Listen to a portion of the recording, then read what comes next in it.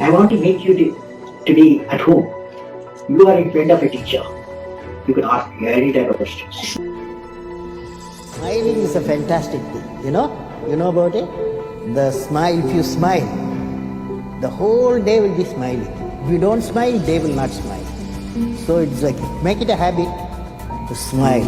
It creates a lot of friendship, lot of happiness, okay? Doctor Avul Pakir Jainulabdeen Abdul Kalam, बच्चों के लिए uncle कलाम तो बड़ों के लिए कलाम साहब। बड़ी बड़ी जुल्फों और बीच से मांग निकालने वाले कलाम साहब को साइंस की दुनिया में नाम मिला था मिसाइल मैन का। तो राजनीति के गलियारों में उन्होंने पीपल्स प्रेसिडेंट के तौर पर अपनी पहचान बनाई। अपनी जिंदगी में सीखने को हमेशा महत्व देने वाले कलाम साहब का जीवन में आगे बढ़ना एक सीख से ही शुरू हुआ था।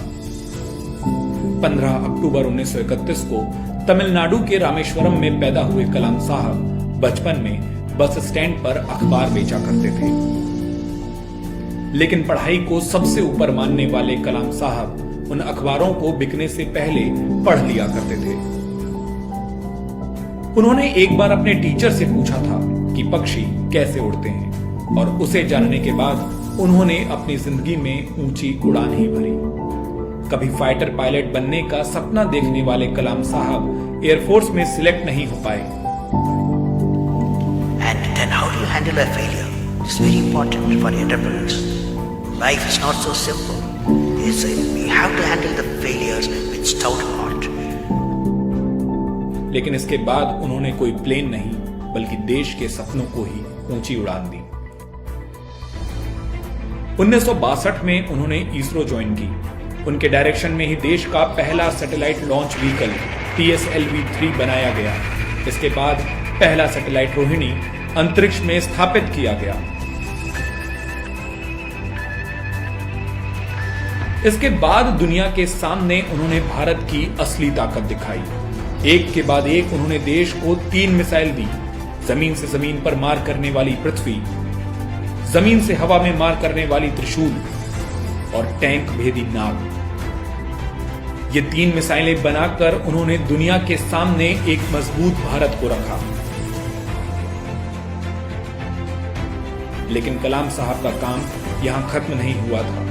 उन्होंने देश को एक परमाणु शक्ति बनाने का सपना देखा था, और सारी दुनिया के दबाव, अमेरिका की नजरों को चकमा देते हुए उन्होंने पोखरण में वो कर दिखाया जिसे सारी दुनिया सिर्फ देखती रह गई। Just last week, India conducted a series of nuclear explosive tests. उस न्यूक्लियर टेस्ट के बाद भारत का सिर गर्व से ऊंचा हो चुका था, और हर किसी की नजर में कलाम साहब हो चुके थे एक हीरो। 1997 में ही उन्हें भारत रत्न का सम्मान मिल चुका था, यानी वो देश के सर्वोच्च सम्मान को पा चुके थे। देश के सबसे बड़े वैज्ञानिक, मिसाइल मैन, भारत रत्न, अब इस कड़ी में एक और सम्मान जुड़ना बाकी था, और वो था देश के पहले नागरिक बनने का। साल 2002 में कलाम साहब महामहिम हो गए। अटल बिहारी वाजपेयी सरकार में उन्हें राष्ट्रपति पद का उम्मीदवार बनाया गया, और वो उस चुनाव को जीतकर भारत के 11वें राष्ट्रपति बने।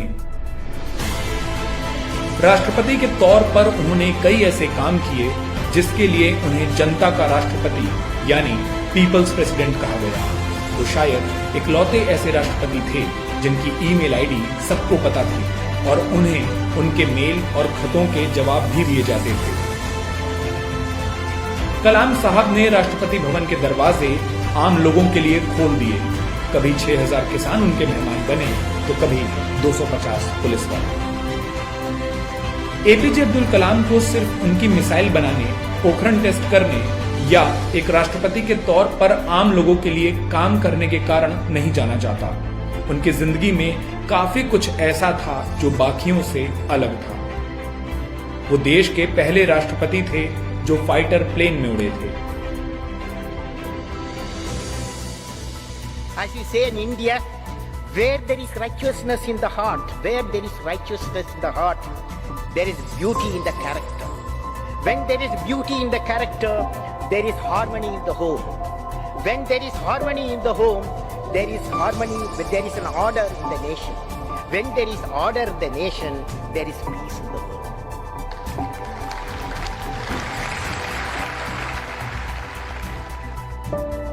कलाम साहब सिर्फ दो बातों पर जोर देते थे, वो थी सीख और पढ़ाई। खुद हमेशा सवालों को लेकर तैयार रहते और सवाल पूछने पर जोर देते। ये कलाम साहब ही हो सकते थे जो राष्ट्रपति भवन में बच्चों की क्लास लगा दें। ये पीपल्स प्रेसिडेंट ही हो सकते थे जो किसी सवाल का जवाब देने के लिए बिना कुर्सी के नीचे बैठ जाएं। एक बार कलाम साहब IIT BHU गए थे। वहां उनके लिए एक अलग कुर्सी रखी थी। राष्ट्रपति वाली कुर्सी पर उन्होंने वाइस चांसलर को बैठने को कहा, क्योंकि उनकी नजर में शिक्षक बड़ा होता है। जब वाइस चांसलर नहीं माने तो उन्होंने अपनी ही कुर्सी हटवा दी और बराबरी की कुर्सी पर बैठ गए। पढ़ाई के अलावा डॉक्टर कलाम में एक व्यक्ति के तौर पर बेहद ईमानदारी थी। राष्ट्रपति रहते उनके 52 रिश्तेदार राष्ट्रपति भवन आए, 8 दिन रहे। उन रिश्तेदारों पर जो भी खर्च हुआ वो सरकारी नहीं था। 3,54,924 रुपए उन्होंने अपनी जेब से भरे।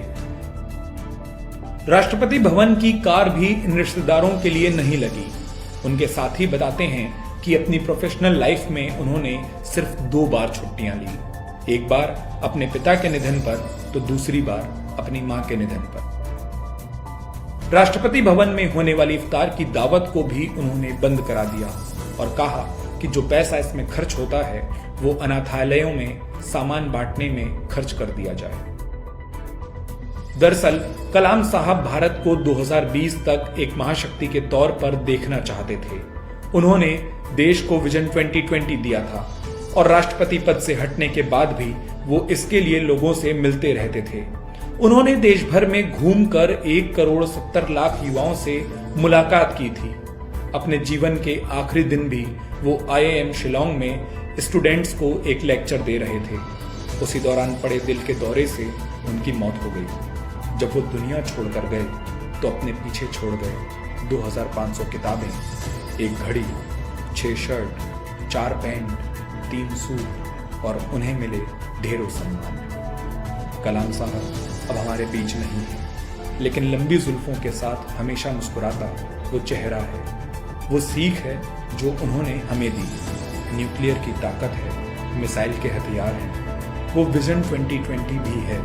जो नहीं है वो कलाम है, लेकिन इस विजन 2020 को पूरा कर इस देश में हमेशा हमेशा के लिए कलाम साहब को जिंदा रखा जा सकता है।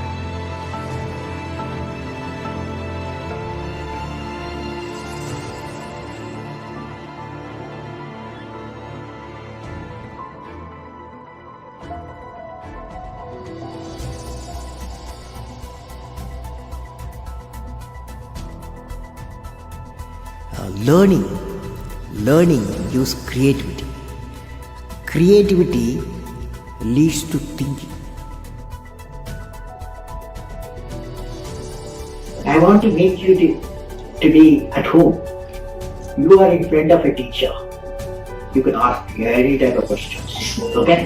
You can ask any type of questions. Don't worry, Chief Minister here or Deputy Chief Minister. Okay? Any question you can ask. Okay? Because after all, questions make people.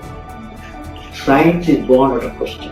First of all, I want to underscore that Delhi में जो नई सरकार आई है, हमारे लिए education and health, these are the 2 top most priorities for us. जो भी पैसा हम लोग एजुकेशन पे और हेल्थ पे खर्च कर रहे हैं, वो हम लोग उसको खर्च नहीं मानते, हम उसको इन्वेस्टमेंट मानते हैं। ये हमारे लोगों के ऊपर इन्वेस्टमेंट है। I'm very happy. Your education department has the highest budget, 10,000 crores. मैं हमेशा कहता रहा हूं कि किसी भी देश की तरक्की सरकार नहीं करती, उस देश की तरक्की उस देश के लोग करते हैं। सरकारें तो माहौल बनाती हैं।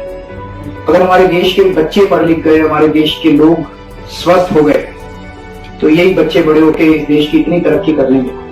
So we treat this expenditure on education as an investment for the future. I am told, sir, that this is perhaps for the first time happening in the history of India that there's been such a quantum jump provided for by any government in its budget on education.